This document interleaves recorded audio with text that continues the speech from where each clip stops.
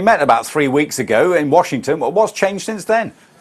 To be honest, not a lot. I mean, we've seen the European Central Bank make a move, but really it's just the same old meeting, probably discussing the same thing, and they're not really going to do any action, and that's the thing we've seen for the last year. Is George Osborne going to cut a solitary figure? Because we're going to be talking about austerity against growth, and he's the only one sticking to austerity.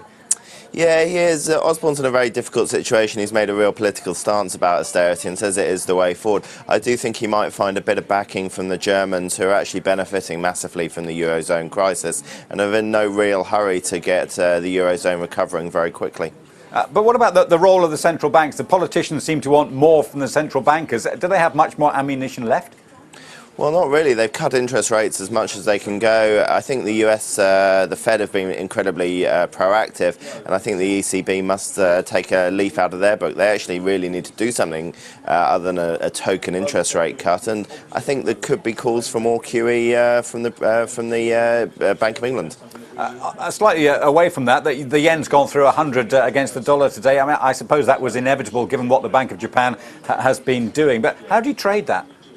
Well, I think it's obviously trying to get involved at these levels. I think we might see a little move up to 101.5, which was back in April 09, the high then, and probably a pullback then. I would be a buyer of any dips in it at the moment.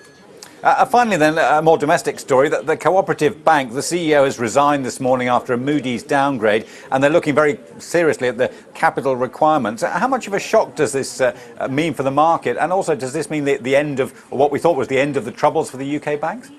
Well, I think the smaller banks in the UK are in a very difficult capital position. The regulations that are being put on them in the banking environment, it's very, very tough to make money. So I think they will have to raise some capital. I think the CEO stepping down today is not a helpful move and will maybe give a little bit of panic into the system that could actually self-fulfill the need for capital and external support.